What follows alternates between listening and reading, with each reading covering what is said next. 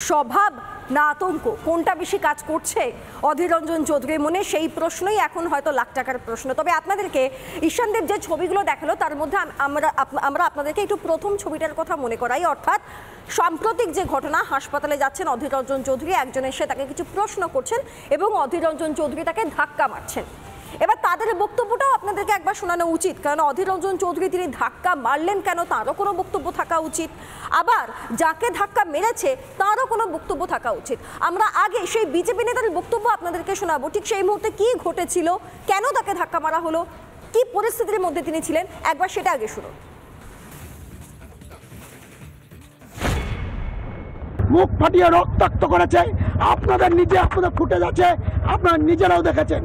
উনি ভাবছেন যে পূর্বের মতো আমি আমার দাদাগিরি করব, উনি বুঝতে পারছেন না উনি এখন 2000 টাকার নোট বাজারে অচল। অধীর বাবু যেখানে যাবেন সেখানে কলা ধাক্কা খাবেন, জনগণ দেবে, বিজেপিকে দেওয়ার দরকার নেই।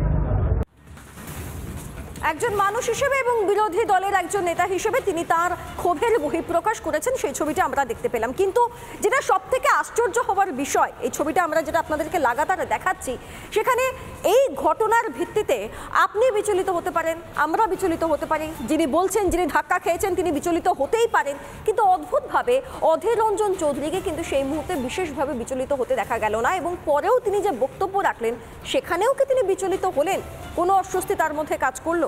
দেখুন।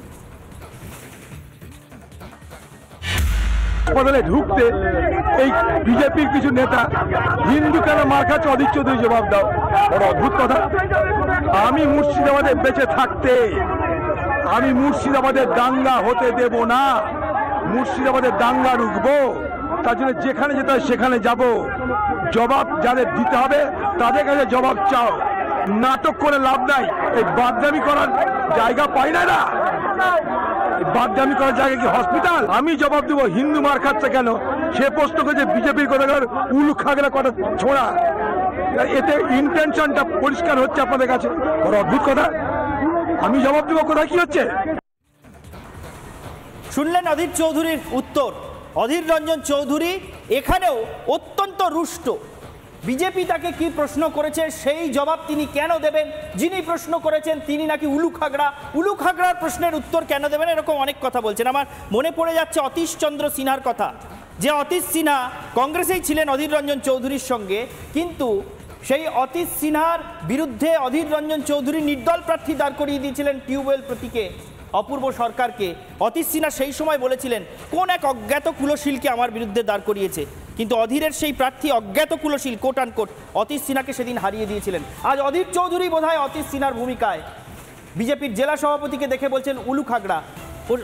বহরমপুরের মানুষ, মুর্শিদাবাদের মানুষ কি সিদ্ধান্ত নেবেন সেটা তারাই নেবেন, তার ফলাফল ভোটে বোঝা যাবে, সে নিয়ে আমরা মন্তব্য করতে চাই না। কিন্তু অধীর রঞ্জন চৌধুরী এই সব ঘটনা যে পরপর ঘটাচ্ছেন এবং তারপরে কি ধরনের সাফাই বা কি ধরনের বক্তব্য রাখছেন সেটা দেখলেন।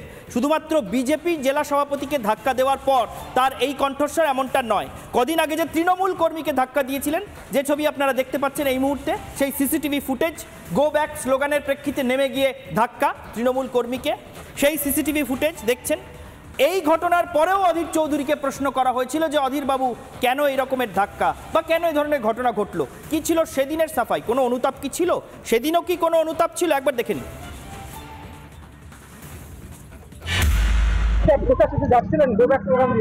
বাদগামি বলে না, এগুলো বাদগামি বলছে। এখানকার টিএমসি এর কিছু চুল্লুখোরকে দিয়ে আমাকে ডিস্টার্ব করানো হচ্ছে। গত মিউনিসিপ্যালিটি ভোটে এজিডিসি করেছিল এখানকার টিএমসি পার্টি, চুল্লুখোরদের লাগিয়েছে আমার বিরুদ্ধে স্লোগান দেওয়া, বিরক্ত করা, পথ আটকানো, গো ব্যাক স্লোগান দিয়ে আমার প্রচার যাত্রাকে বন্ধ করে দেওয়ার চেষ্টা করছে। কাউকে চর মানিনি, যেটা কি হচ্ছে তাই নিশ্চয়ই বলেছি, 100 বার বলেছি। কাউকে চর, সব তো সিসিটিভি আছে। হঠাৎ করে ছেলে মাল খেয়ে আমাকে বলবে গো ব্যাক গো ব্যাক, আমি তো নেমে প্রতিবাদ করবোই, প্রতিবাদ করেছি। শুনলেন তো অধীর রঞ্জন চৌধুরীর কথা, তার কোনো কথাতেই তাকে বিশেষ বিচলিত হচ্ছেন বলে সেটা মনে হচ্ছে না। তবে আবার এটাও ঠিক, যেটা আমরা শুরুতে বলছিলাম, যে তার কি টেনশন হচ্ছে, বিরোধী দেখলেই ধাক্কা মারতে ইচ্ছা করছে, কারণ নিজেরই গড়ে তিনি কি টলমলো, তাই জন্যই কি সেটা বিজেপি হোক, সেটা তৃণমূল হোক, যেই হোক না কেন, তাকে দেখেই তার ধাক্কা মারতে ইচ্ছে করছে। এই প্রশ্নটা একদিকে আসছে, তার কারণ আপনাদেরকে একবার ছোট্ট করে বলে দিই, এটা তো গেলে একদম সাম্প্রতিক ঘটনা। আরেকটু পিছিয়ে যান, 2015 সালেও যদি আমরা তাকাই, কেননা এই জায়গা থেকে তার যারা সঙ্গী সাথী, তার যারা সমর্থক, বলতেই পারেন যে তিনি তো এরকমই, দাদা তো এরকমই, তারা বলতেই পারেন। তাই এই ছবিটাও একবার আপনাদেরকে দেখিয়ে রাখি। 2015 সালে একটি নির্দিষ্ট ঘটনার ভিত্তিতে, একটি জোড়া খুনের ভিত্তিতে, না মাফ করবেন, সেটি আরও একটি ঘটনা। তবে আপনাদেরকে আরেকটা বিষয় জানিয়ে রাখি, এক পড়ুয়া, এক স্টুডেন্টের মৃত্যুতে মুর্শিদাবাদ জ্বলে উঠেছিল, উত্তপ্ত হয়ে উঠেছিল 2015 সালে। বিক্ষোভ হয়েছিল, এমনকি গোটা মুর্শিদাবাদে প্রায় 12 ঘন্টা একটা বন্ধ ডাকা হয়, শাটডাউন ছিল মুর্শিদাবাদের বিভিন্ন অংশ, লাগাতার বিক্ষোভ চলছিল। এমনই একটা বিক্ষোভ নিয়ন্ত্রণের চেষ্টা করা হয় পুলিশের তরফ থেকে, এবং পুলিশের সঙ্গে যখন কার্যত একটা কথা কাটাকাটি, ধস্তাধস্তি অবস্থা, সেই সময় হঠাৎই দেখা যায় যে অধীর রঞ্জন চৌধুরী নিজের পোশাক খুলে ফেলছেন, এবং তার কিছু বক্তব্য ছিল সেখানে। কেউ কেউ বলে থাকেন কিছু বক্তব্য উস্কানিমূলক ছিল, কেউ কেউ এটাও বলে থাকেন। তো যাই হোক, এটাও একটা দিক। এবার এটাতে কেউ কেউ বলতেই পারেন যে তিনি তো এরকমই। আবার তার আরও একটা পর্দা রয়েছে, তার কারণ সিপিএম আমলে যখন একটা বিশাল সন্ত্রাস চলছে মুর্শিদাবাদের মাটিতে, রক্তাক্ত সন্ত্রাস চলছে, সেই সময় অধীর চৌধুরীর দাপটের সঙ্গে সেটাকে লড়াই করেছিলেন, এই দাবিও অনেকে করে থাকেন। কাজেই তার এরকম একটা পর্দা রয়েছে। কিন্তু আসলে অধীর রঞ্জন চৌধুরী কীরকম, আসল বিষয়টা কি, তার সঙ্গে যারা প্রাক্তন সঙ্গী, যারা আজ কংগ্রেস ছেড়েছেন, তারও সঙ্গ ছেড়েছেন, তাদের বিশেষ কোনো দায় নেই কোনো কিছুকে ধামা চাপা দেওয়ার। তারা কি বলছেন একবার শুনুন।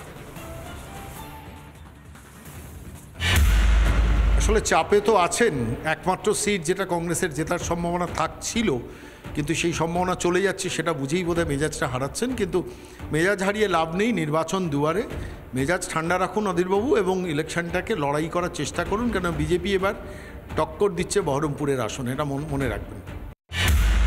অধীরবাবু অত্যন্ত প্রাজ্ঞ রাজনীতিবিদ, উনি এটাকে আগাম আঁচ করতে পারছেন। দেখুন, মানুষ অত বোকা নয়। যেভাবে ইউসুফ পাঠানের মতন একটা বাইরে থেকে ক্যান্ডিডেট এনে দেওয়া অধীরবাবুর মতন একজন প্রার্থীর বিরুদ্ধে, মানুষ এটা সমস্তটাই ধরে নিতে পারছে যে সম্পূর্ণটা একটা ওয়াক ওভারের জায়গায় তৃণমূল অধীরবাবুকে দিতে চেয়েছেন। কিন্তু সাধারণ মানুষ বদ্ধপরিকর ভারতীয় জনতা পার্টিকে সেখান থেকে জেতাবে। অধীরবাবু সেটা আঁচ করতে পেরেই অধীরবাবু মেজাজ হারাচ্ছেন, কখনো একে মারতে যাচ্ছেন, কখনো তাকে মারতে যাচ্ছেন, কখনো কোনো প্রশ্ন শুনে রেগে যাচ্ছেন। আমি ইনফ্যাক্ট এটাও শুনেছি যে সাংবাদিকদের সাথেও দুর্ব্যবহার করে ফেলছেন বিভিন্ন সময়। অধীরবাবুর থেকে এগুলো কাম্য নয়। দীর্ঘদিনের রাজনীতিবিদ, উনি এই বিষয়গুলো থেকে বিরত থাকবেন, এইটুকুন আশা রাখবেন।